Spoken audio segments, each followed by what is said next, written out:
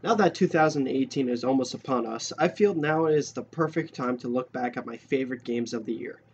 Overall, 2017 may have been one of the best years in history of gaming, so I found it quite difficult to narrow this year's choices to 10, but I feel quite happy with these games being my favorites of the year.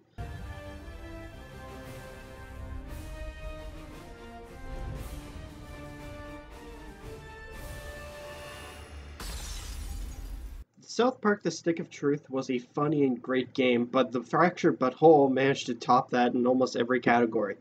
With a better combat and many hilarious moments with it, South Park The Fractured But Whole remained one of the most funny games I played throughout the entire year. You can't stop the kick! Car! Car.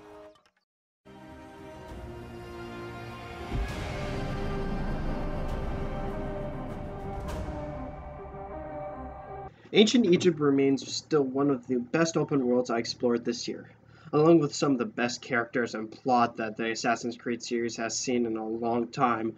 Origins managed to give me enjoyment that I hadn't seen from the series since the Ezio trilogy. Kill him! Kill his friend, and I'll take care of the Medjay. You are supposed to be dead!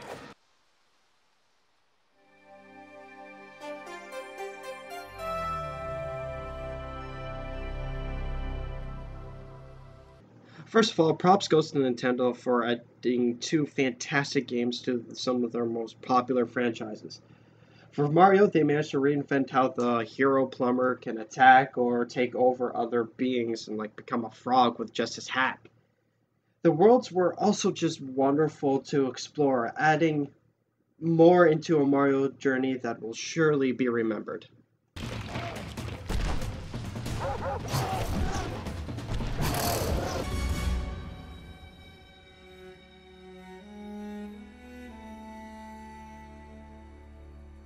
The return to World War II brought back fun nostalgia of the older Call of Duty games for me, while bringing newer mechanics that have been added to the franchise since.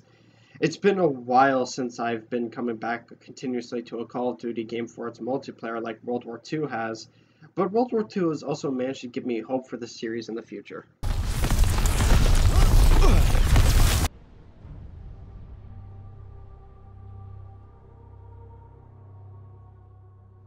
Bungie managed to fix some of the mistakes they had made with the original Destiny. Destiny 2 brought us a great story with amazing characters and thrilling co-op missions that I played a lot with my friends. Even stressing out over the Leviathan raid was worth it in the end, with the feeling of pure satisfaction overcoming us all when we finally managed to do it. This all gives me excitement to see what Bungie has planned for the rest of Destiny 2's expansions and even Destiny 3 in the future. Come on, big guy. Yet another game in a series where it brings it back to honest form, and despite even coming out early in the year in January, Resident Evil 7 remained one of my favorite games throughout the year. The settings, the puzzles, and horror elements drew me back to Biohazard numerous times, and have me thoroughly enjoying the ride each time.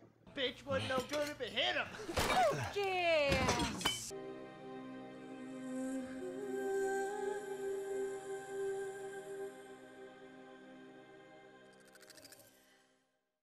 One of the most original games that have been released in years, the journey that Aloy goes through in Horizon Zero Dawn remains one of the year's bests. A stunning open world filled with robotic dinosaurs that are always a thrill to fight and try to kill, Horizon Zero Dawn was surely one of the year's best games.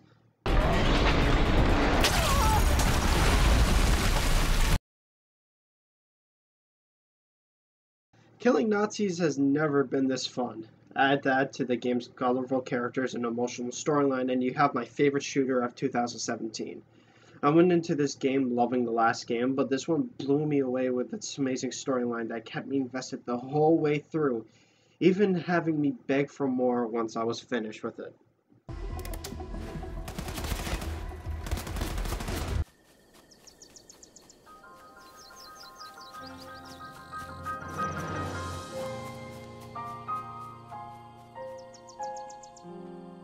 Out of all the games that came out this year, Breath of the Wild is the game that deserves Game of the Year the most.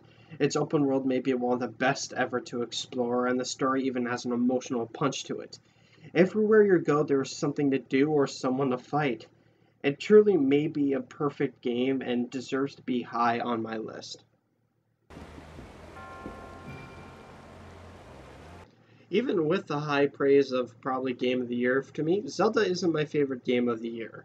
But before we get to that, here's some honorable mentions.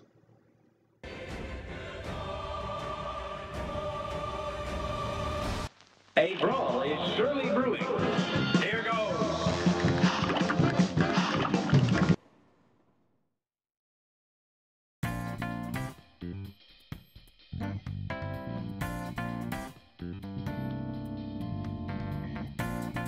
In no way did I think at the start of the year that a turn-based JRPG would be my favorite game by the end of it.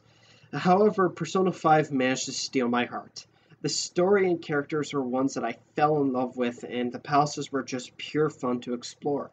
Over my 10 plus days played in this game, never once did I feel at odds with it. Never once did I feel I wasn't enjoying it. Never once did I not care about any of the characters the game introduced to me. I have nothing but pure love for this game, and it is that love that will draw me back to the tale of the Phantom Thieves for years to come.